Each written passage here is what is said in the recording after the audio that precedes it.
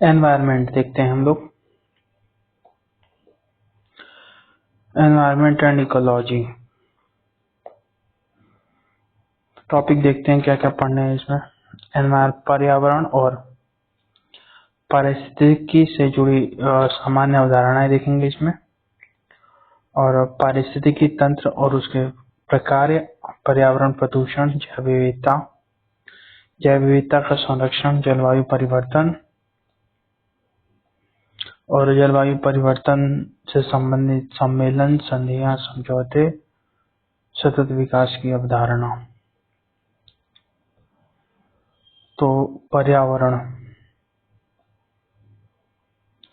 पहला टॉपिक है पर्यावरण एवं पारिस्थितिकी से जुड़ी सामान्य अवधारणाएं। एनवायरनमेंट हमारा एनवायरोन अर्थात ये फ्रेंच का शब्द है और इसका अर्थ है टू कवर यानी आवरण, अर्थात पर्यावरण, परि प्लस आवरण, अर्थात हमारे चारों ओर का जो आवरण है उसे ही पर्यावरण कहते हैं। इसमें जैव और अजैव दोनों घटक सम्मिलित होते हैं। जैव मंडल या बायोस्फीयर क्या होता है, जिसमें स्थल मंडल, वायुमंडल और जल मंडल का वो मिला हुआ भाग जहाँ पे हम किसी जीव की कल्पना कर सकते हैं वही जैव मंडल है। एटमॉस्फेयर, हाइड्रोस्फीयर और लिथोस्फीयर। इसके अतिरिक्त हस्तक्षेप, तो यही इसके क्या होगा परिणाम, पर्यावरण और प्रदूषण अर्थात पर्यावरण संतुलन।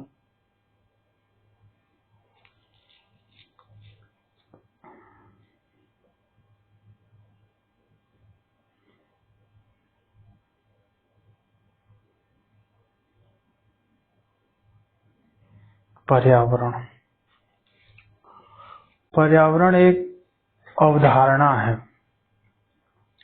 क्या है? पर्यावरण एक अवधारणा है। पर्यावरण एक आवरण है जो किसी घटक, समुदाय अथवा तंत्र को आवृत करता है अर्थात घेरता है। यह विकास के लिए आवश्यक दशा प्रस्तुत करता है। यह जैव अजैव घटकों के योग से निर्मित है। जैव घटक के अंतर्गत जीव जंतु, वनस्पतियों और सूक्ष्म जीव शामिल है। अजैव घटक में प्रकाश, वायु, जल, मृदा, उच्च आवाज, आर्द्रता आदि शामिल है। पर्यावरण में स्थल मंडल, जैव मंडल, वायुमंडल शामिल है और जहां इन तीनों का संयोग होता है उसे जैव मंडल कहते हैं। जैव मंडल में जीवों के विकास की सबसे अनुकूल दशा होती है। यह क्षेत्र सागर में 200 मीटर की गहराई से लेकर 2000 मीटर की ऊंचाई तक माना जाता है। अर्थात ये सागर तल हो गया 200 मीटर इधर और ये वायुमंडल में 2 किलोमीटर तक। पर्यावरण की विशेषताएं क्या है? यह जैव और अजैव घटकों का योग है। यह किसी तंत्र का अनिवार्य भाग है। यह कृत्रिम और प्राकृतिक दोनों हो सकता है। यह एक गतिशील अवधारणा है। पर्यावरण कैसी अवधारणा? गतिशील, अर्थात इसमें परिवर्तन संभव है। पर्यावरण में एक समस्थापना विधि, होम्योस्टैटिक मेथड देखा जाता है, अर्थात इसमें संतुलन की क्षमता निहित है और छोटे मोटे परिवर्तनों को समाहित कर लेता है, परंतु इसकी वहन क्षमता से अर्थात कैरिंग कैपेसिटी, अर्थात इसकी वहन क्षमता यानी कैरिंग कैपेसिटी से अधिक होने पर यह प्रत्युत्तर देती है जो कि आपदाओं के रूप में प्रकट होती है। मानव पर्यावरण संबंध, नियतिवादी संबंध, संभववाद संबंध और नवनियतिवाद, इन तीनों को हम लोग देखेंगे। नियतिवाद संबंध में क्या कहता है?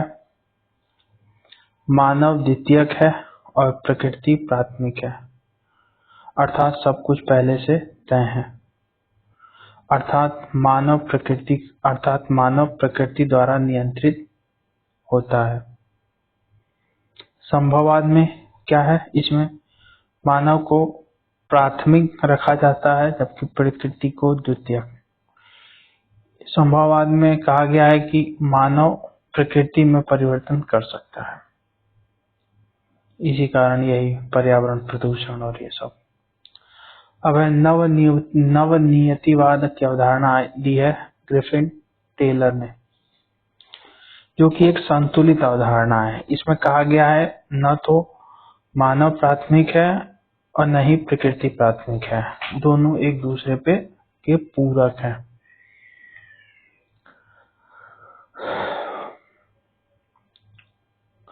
मानव और प्रकृति एक दूसरे के पूरक हैं, अर्थात traffic controller, stop and go. परिस्थिति, इकोलॉजी क्या होता है?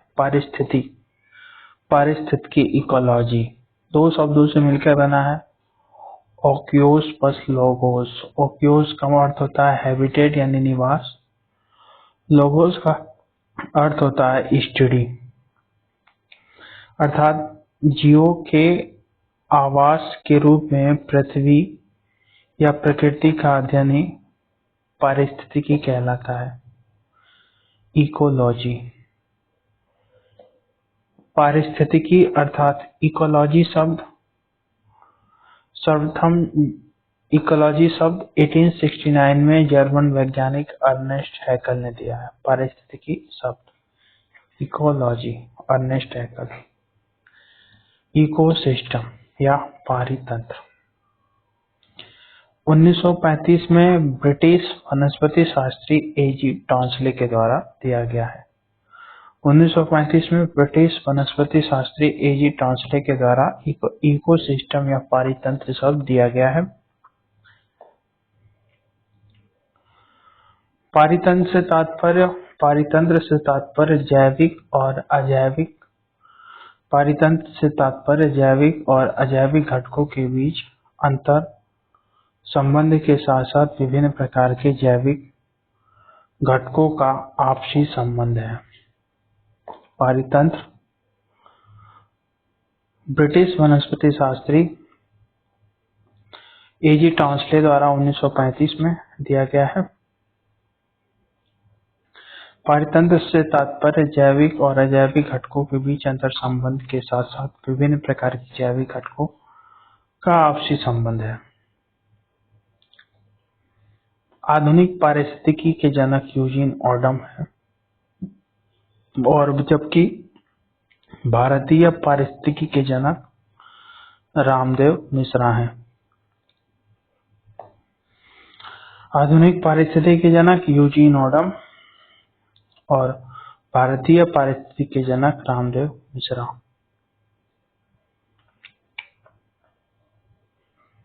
पारितंत्र छोटा अथवा बड़ा हो सकता है। छोटे से मतलब जल की एक बूंद के रूप में, जल की एक बूंद जितना छोटा भी हो सकता है और महासागर जितना बड़ा भी हो सकता है।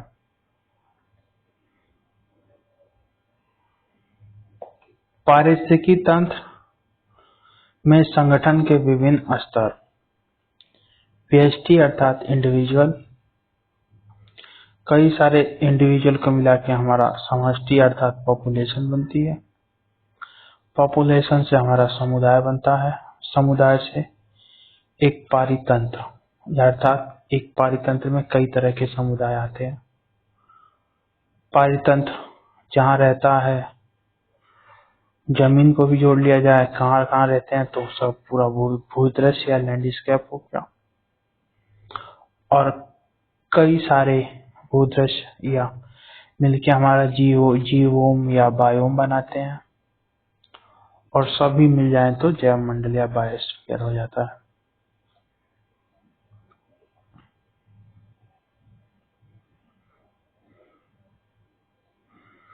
अब है पारितंत्र। पारितंत्र के बढ़ते स्तरों के साथ साथ जैव विविधता में वृद्धि होती जाती है और जैव विविधता की वृद्धि के साथ साथ पारितंत्र का स्थायित्व भी बढ़ता जाता है। समष्टि अर्थात पॉपुलेशन। तो पॉपुलेशन अर्थात एक निश्चित समय अंतराल के बाद की जनसंख्या। मान लो 2001 से 2010 के बीच का जो जनसंख्या अंतराल है वही है एनटी। प्रारंभिक जनसंख्या क्या थी, मतलब जनसंख्या किस पे निर्भर करती है? तो प्रारंभिक जनसंख्या पे किसी क्षेत्र की प्रारंभिक जनसंख्या क्या है, उस क्षेत्र में जन्म दर क्या है, अप्रवास क्या है यानी बाहर से कितने लोग आ रहे हैं, मृत्यु क्या है कि जन्म हुआ मृत्यु हुई कितने लोगों की, और प्रवास इधर आए तो कितने लोग गए, इन दोनों को निकाल लेते हैं। अर्थात प्रारंभिक जनसंख्या प्लस पैदा हुए लोग, बाहर से आए में से मृत्यु और उत्प्रवास अर्थात एमिग्रेशन को निकाल लेते हैं तो हमारी उस किसी क्षेत्र की जनसंख्या आ जाती है। समुदाय कम्युनिटी क्या होती है? समुदाय में विभिन्न प्रकार की प्रजातियों का सह अस्तित्व होता है। पारितंत्र की परिभाषा क्या है?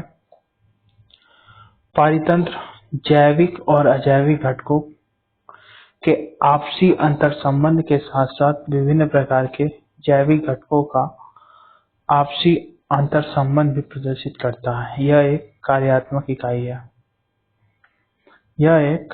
इकाई है। पारिस्थितिकी तंत्र से तात्पर्य विभिन्न प्रकार के घटकों के योग से है जिसमें कई कारक हो सकते हैं। पारितंत्र की निम्नलिखित विशेषताएं होती हैं। नंबर 1, पारितंत्र में स्वयं की उत्पादकता होती है। पारितंत्र में जैव विविधता जितनी अधिक होगी उसका स्थायित्व उतना ही अधिक होगा। पारितंत्र एक खुला तंत्र है क्योंकि इसमें पदार्थों का समावेश होता रहता है। पारितंत्र में ऊर्जा का प्रवाह सदैव एक दिशीय होता है। पारितंत्र में ऊर्जा का प्रवाह सदैव एक दिशीय होता है। पारितंत्र छोटा अथवा बड़ा हो सकता है। पारितंत्र प्राकृतिक के साथ साथ कृत्रिम भी हो सकता है। उदाहरण, धान का खेत एक कृत्रिम पारितंत्र है। जीवोम क्या होता है? जीवोम या बायोम। परिभाषा, एक क्षेत्र विशेष में समान जलवायविक दशाओं में उपस्थित समस्त जीव जंतुओं और वनस्पतियों को बायोम के अंतर्गत शामिल किया जाता है। अर्थात धरातल पर वर्षा और ताप के वितरण में असमानता के कारण विषुवत रेखा से ध्रुवों तक भिन्न भिन्न प्रकार के बायोम देखे जाते हैं। उदाहरण, विषुवत रेखीय वर्षा वन बायोम, सवाना घास स्थल बायोम, मानसूनी वन बायोम, मरुस्थलीय बायोम, भूमध्य सागरीय बायोम, शीतोष्ण घास स्थल बायोम, टैगा वन बायोम और टुंड्रा वन बायोम। अब विषुवत रेखा वन बायोम।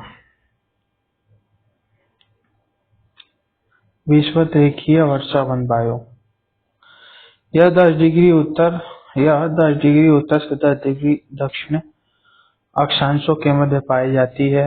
यहाँ वर्ष भर उच्च तापमान और उच्च वर्षा पाई जाती है। वर्षा औसतन 250 सेंटीमीटर से अधिक जबकि औसत तापमान 227 डिग्री से अधिक होता है। यहाँ तापांतर बहुत कम होता है अर्थात दिन और रात का तापांतर। सदाबहार वनस्पतियां प्राप्त होती हैं। वृक्षों की त्रिस्तरीय संरचना मिलती है। सबसे बड़े बड़े वृक्षों की लंबाई 60 मीटर से भी अधिक होती है। यहाँ पर ebony, mahogany, rosewood, gutta percha, ebony, mahogany, rosewood, gutta percha जैसे प्रमुख वृक्ष पाए जाते हैं। यहाँ बड़े बड़े वृक्षों के पत्तों से जंगल ढका होता है। इसे छत्रक अर्थात कैनोपी कहते हैं। यहाँ पेड़ों के ऊपर पेड़ पाए जाते हैं जिन्हें अधिपादप या एपीफाइट कहा जाता है। यहाँ की मृदा दलदली प्रकार की होती है। यहाँ मृदा में निश्चालन अर्थात लीचिंग की प्रक्रिया होती है जिससे पोषक तत्व घुलकर बह जाते हैं। यहाँ धरातल पर सबसे अधिक जैव विविधता पाई जाती है। यहाँ पेड़ पौधों के अतिरिक्त बड़े पैमाने पर रेप्टाइल्स अर्थात सरीसृप रहते हैं या पाए जाते हैं। उदाहरण ब्राजील के जंगलों में एनाकोंडा। यहाँ कीटो इंसेक्ट की असंख्य प्रजातियां हैं। यहाँ स्तनधारियों की कई प्रजातियां हैं। गोरिल्ला, जंगली हाथी, बंदर, गिलहरी तथा अन्य जीवों की विविध प्रजातियां पाई जाती हैं।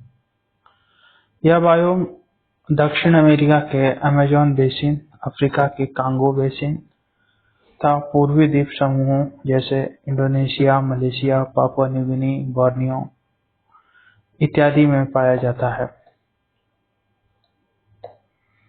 यहाँ जीवाणुविक अभिक्रिया अत्यंत तीव्र है, इसलिए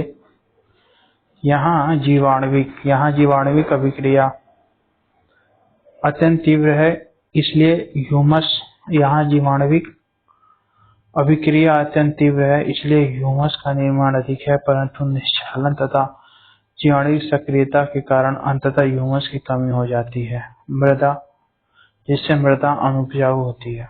सवाना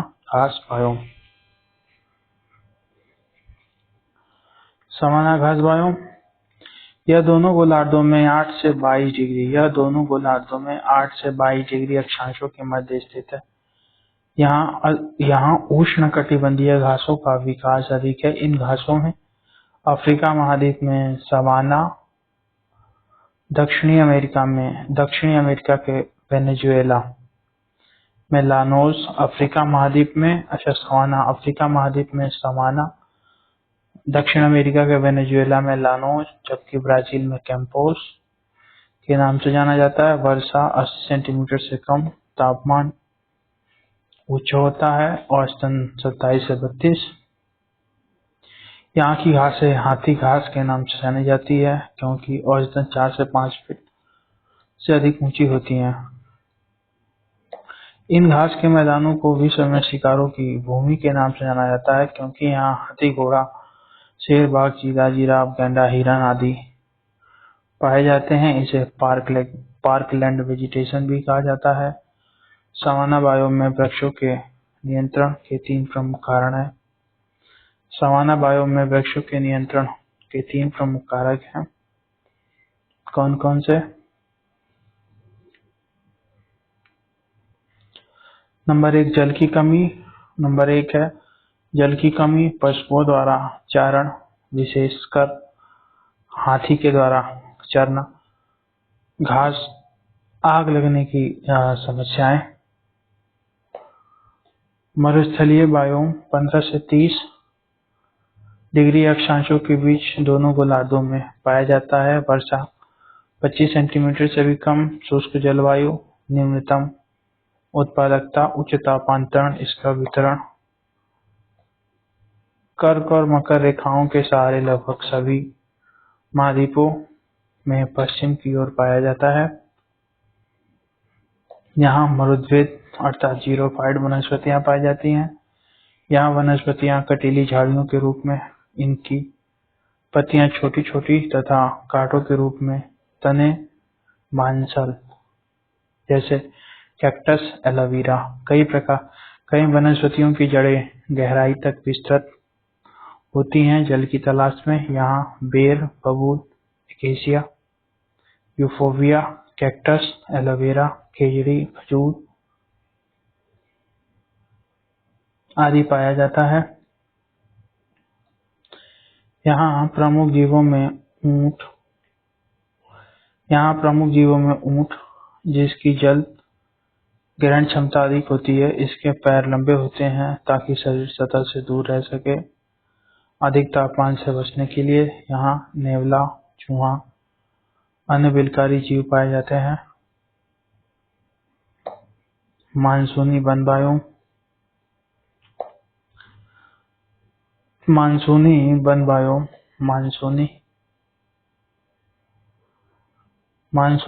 बायोम 5 से 30 मानसूनी वन बायोम 5 से 30 डिग्री अक्षांश के बीच।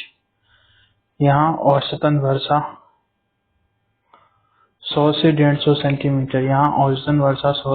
सेंटीमीटर। जबकि औसतन तापमान गर्मियों में लगभग 37 डिग्री सेंटीग्रेड से अधिक, जबकि सर्दियों में 12 से 25 डिग्री सेंटीग्रेड के बीच। इस जलवायु का विस्तार मुख्य रूप से भारतीय उपमहाद्वीप में हुआ है।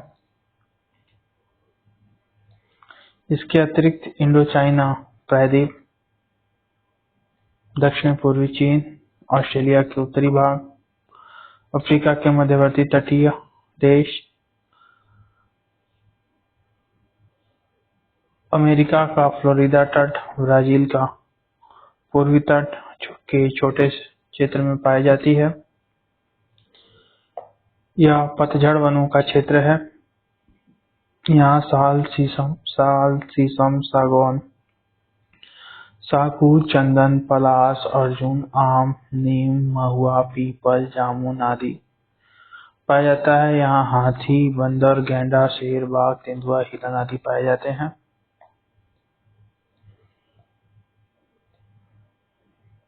भूमध्य सागरीय जलवायु। भूमध्य सागरीय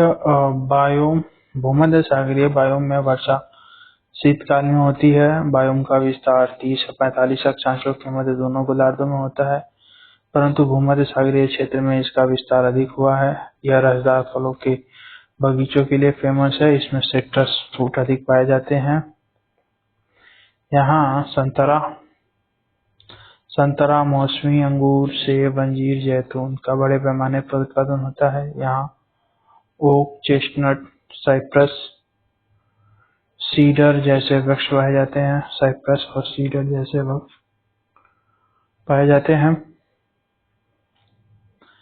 इन क्षेत्रों में खरगोश, लोमड़ी, चूहा, जेब्रा तथा कुछ रेंगने वाले जीव भी पाए जाते हैं। यह एक स्वास्थ्यवर्धक जलवायु का क्षेत्र है। स्टेपी या शीतोष्ण घास स्थल। यह स्टेपी या शीतोष्ण घास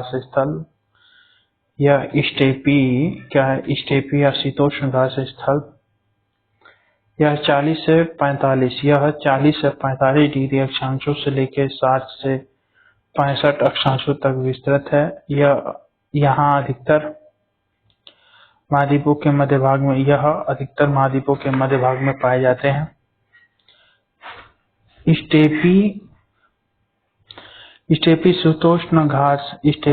शीतोष्ण घास स्थल बायोम यह 40 से 45 डिग्री अक्षांशों से लेकर 60 से 65 अक्षांशों तक विस्तृत है। यह अधिकतर महाद्वीपों के मध्य भाग में पाए जाते हैं। इनमें औसतन वर्षा 60 सेंटीमीटर होती है, जबकि औसतन तापमान 15 से 20 डिग्री सेंटीग्रेड के बीच पाया जाता है। ये घास के मैदान बेहतर चारागाह के साथ साथ गेहूं की कृषि के लिए अत्यधिक उत्पादक हैं, इसलिए इन्हें विश्व में गेहूं की डलिया कहा जाता है। इन्हें भिन्न भिन्न महाद्वीपों में भिन्न भिन्न नाम से जाना जाता है। यूरेशिया में स्टेपी, उत्तरी अमेरिका में प्रेरी, दक्षिण अमेरिका में अर्जेंटीना में पम्पास, अफ्रीका में वेल्स, ऑस्ट्रेलिया में डाउन, न्यूजीलैंड में कैंटरबरी। इन क्षेत्रों में ऑस्ट्रिच और एमू जैसे जीव पाए जाते हैं। Taiga one biome, taiga one biome. यह कोणधारी यहाँ कोणधारी वन पाए जाते हैं। टैगा एक रूसी शब्द है जिसका अर्थ है कोणधारी सदाबहार। यह बायोम 60 से 75 डिग्री अक्षांशों के बीच केवल उत्तरी गोलार्ध में पाया जाता है। इसे बोरियल तुल्य जलवायु भी मानते हैं। यहाँ वर्षा लगभग 40 सेंटीमीटर, अधिकतर 40 सेंटीमीटर, अधिकतर वर्षा बर्फ के रूप में होती है। यहाँ चीड़, देवदार जैसे वृक्ष प्रमुख है। इस क्षेत्र में शीतकालीन अवधि अत्यधिक विस्तृत होती है, इसलिए यहाँ चरम जलवायु अर्थात क्लाइमेट का भी क्षेत्र है। टुंड्रा बायोम, ये ध्रुवीय क्षेत्रों में स्थित बायोम है। इसका विस्तार 75 से 90 डिग्री अक्षांश तक पाया जाता है। यह एक परमाफ्रॉस्ट क्षेत्र है, अर्थात यहाँ यह वर्ष भर बर्फ से आच्छादित होता है, अर्थात वर्ष के अधिकतर माह में तापमान शून्य से नीचे होता है। यहाँ वनस्पतियाँ क्रायोफाइट्स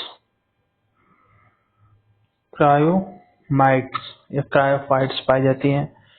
इसमें लाइकेन, शैवाल और कवक से मिलकर बना होता है लाइकेन। इसमें लाइकेन और मॉस की तरह वनस्पतियाँ पाई जाती हैं।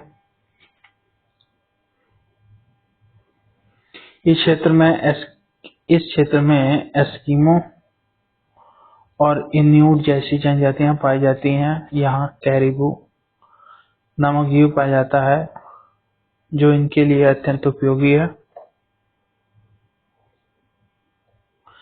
यहाँ ध्रुवीय भालू, पेंगुइन, यॉर्क, सील, वॉलरस जैसे जीव पाए जाते हैं।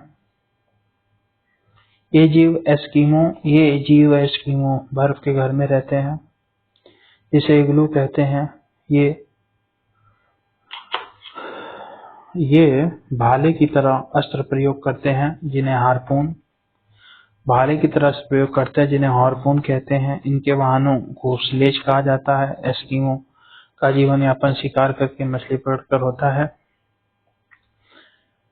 यहाँ अधिकतर जीवों के शरीर बालों से ढके होते हैं। इनकी चाल बहुत धीरे धीरे होती है ताकि ऊर्जा संरक्षित रहे। अब है पर्यावास और निकेत, हैबिटेट एंड निकेस।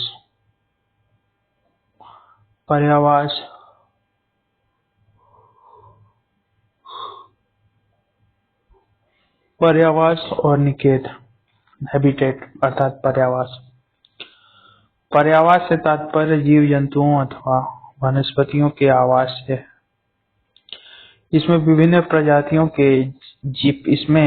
प्रकार की प्रजातियां एक साथ निवास करती हैं। यह जीवों के पते के समान है। जल में दो प्रकार के पर्यावास हैं, स्वच्छ जल पर्यावास और लवणीय या सागरीय जल प्रवास। स्वच्छ जल या लवणीय या सागरीय। स्वच्छ जल पर्यावास भी दो भागों में बांटा जाता है, लोटिक, लैक्टिक। लोटिक बहता हुआ जल जैसे नदियों का जल, नदियां, झरना, ये सब। लैक्टिक स्थिर या शांत या रुका हुआ जैसे तालाब, झील आदि का। ज्वारनदमुख, lentic, lotic, lentic, lotic. Lotic बहता हुआ, लैंटिक या स्थिर या शांत जल। ज्वारनदमुख यह एक संक्रमण क्षेत्र होता है। यहाँ दो पारितंत्रों का मिलन होता है, इसलिए इन क्षेत्रों को इकोटोन या संक्रमिका क्षेत्र कहते हैं। यहाँ मीठे पानी और लवणीय जल का मिश्रण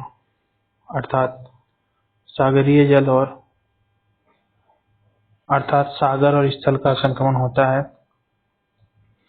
इन क्षेत्रों की उत्पादकता अत्यधिक होती है क्योंकि दो पारितंत्रों के लक्षण विद्यमान है। इनके मध्य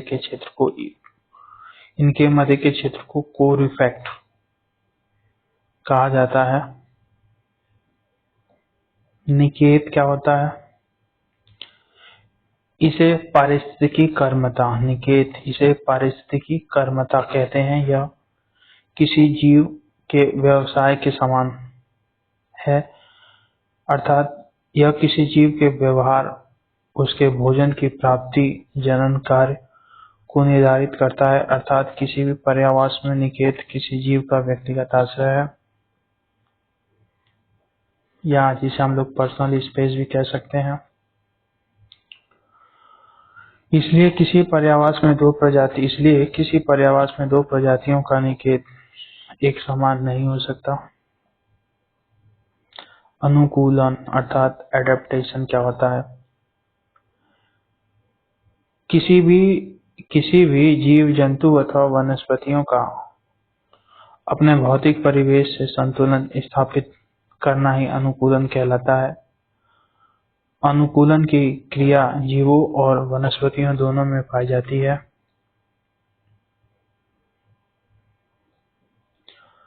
मरुस्थलीय क्षेत्रों में वनस्पतियां कम जल के प्रति अनुकूलित होती हैं। इनकी पत्तियां छोटी कांटों के रूप में होती हैं, जिससे वाष्पोत्सर्जन कम होता है। एलोवेरा एवं कैक्टस जैसी वनस्पतियां तनों में जेल की तरह पदार्थ होता है, जिससे नमी बची रहे। जड़ें गहराई तक विस्तृत होती हैं जल की तलाश में।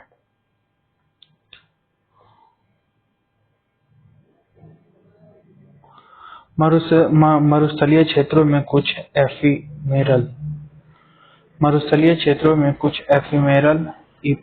एफीमेरल पौधे पाए जाते हैं, जो कि अपना जीवन चक्र अल्प समय में पूर्ण करते हैं। जैसे ही इनके अनुकूल मौसम आता है, ये तेजी से विकसित होते हुए जीवन चक्र पूर्ण करते हैं और अंततः बीज के रूप में मिट्टी में दब जाते हैं। मरुस्थलीय वनस्पतियां जीरोफाइट या मरुद्भिद, हाइड्रोफाइट जलोद्भिद,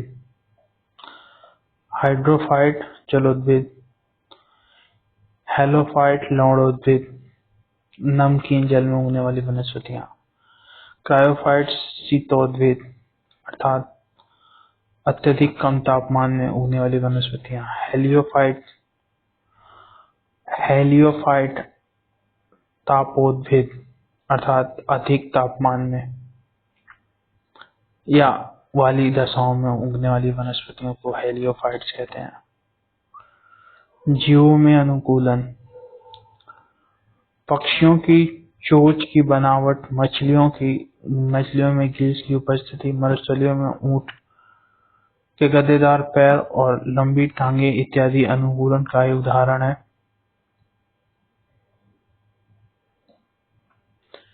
जीवों के अनुकूलता की निम्नलिखित विधियां देखी जा सकती हैं। नंबर 1 है प्रवास। मानव किसी भी भौतिक परिवेश से अनुकूलित न होने पर अन्य क्षेत्रों में प्रवास कर जाता है। प्रवास की क्रिया पक्षियों में भी होती है, जैसे साइबेरियन बर्ड। वहां तापमान अत्यधिक कम होने पर भारत जैसे क्षेत्रों में चली आती हैं और यहाँ पुनः तापमान बढ़ने पर मूल क्षेत्र में वापस चली जाती हैं। दूसरा है शीत निष्क्रियता या हाइबरनेशन। शीत निष्क्रियता ये गर्म खून वाले जीव जो प्रतिकूल दशा में सुषुप्तावस्था में चले जाते हैं, पुनः अनुकूल दशा आने पर सक्रिय हो जाते हैं, जैसे ध्रुवीय भालू, गिलहरी, स्नेक आदि जीवों में देखी जाती है। शीत निष्क्रियता अर्थात वार्म ब्लड।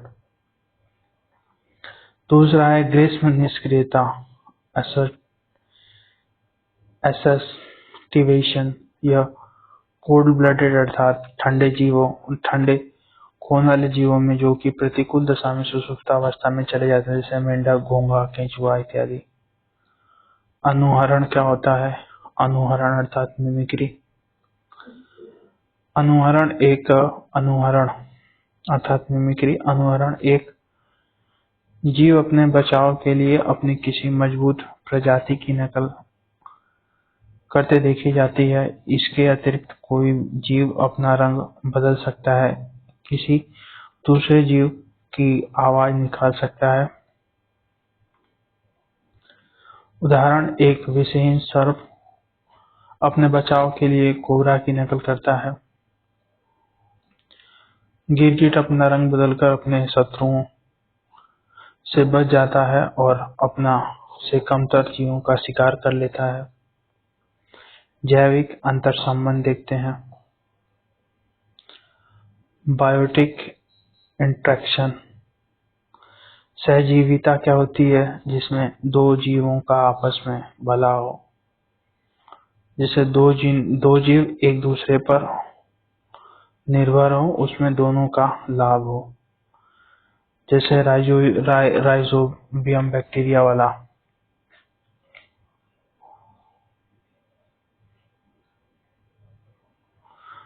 दूसरा है स्वभोजिता, इसमें एक को फायदा होता है, दूसरे को न फायदा होता है न ही कोई नुकसान होता है। इसमें उदाहरण के रूप में पेड़ों के ऊपर पेड़ अर्थात एपीफाइट, और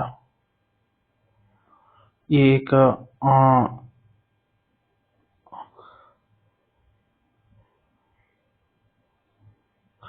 शक्कर फिश होती है जो सार के आसपास घूमती रहती है।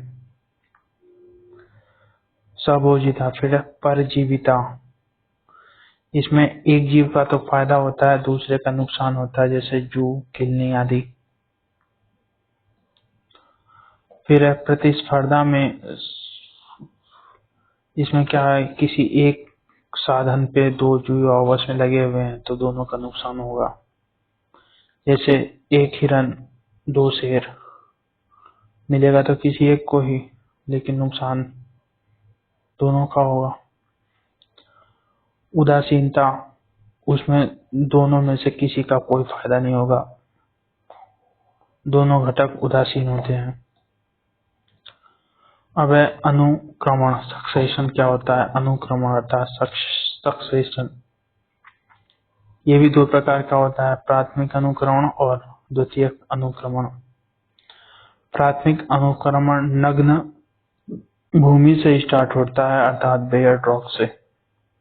प्राथमिक समुदाय, कोई पत्थर है, उस पे धीरे धीरे लाइकेन या मॉस जैसे जीव उत्पन्न होते हैं, जिसे हम लोग पायनियर कम्युनिटी कहते हैं। उसके बाद में घास, छोटी छोटी घासें, हर्ब्स आती हैं, फिर उसके बाद में सब्स, छोटी घासों के बाद बड़ी झाड़ियां, फिर मध्यम ऊंचाई वाले वृक्ष, और फिर कठोर पेड़, जिसे हम लोग क्लाइमेक्स कम्युनिटी कहते हैं। और दो चरण के बीच की जो अवस्था है उसे ही सेरे कहा जाता है। अनुक्रमण से तात्पर्य उस प्रक्रिया से है, अनुक्रमण से तात्पर्य उस प्रक्रिया से है जिसमें अगली पीढ़ी अपनी पिछली पीढ़ी को स्थानांतरित अर्थात रिप्लेस कर देती है, अर्थात पिछला समुदाय एक आगामी विकसित समुदाय से विस्थापित हो जाता है। प्रसिद्ध विद्वान एफ क्लेमेंट ने 1916 में अनुक्रमण को परिभाषित किया। इनके अनुसार अनुक्रमण वह विधि है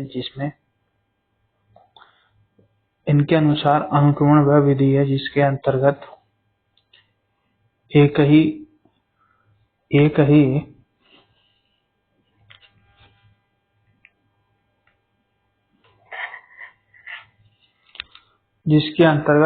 ही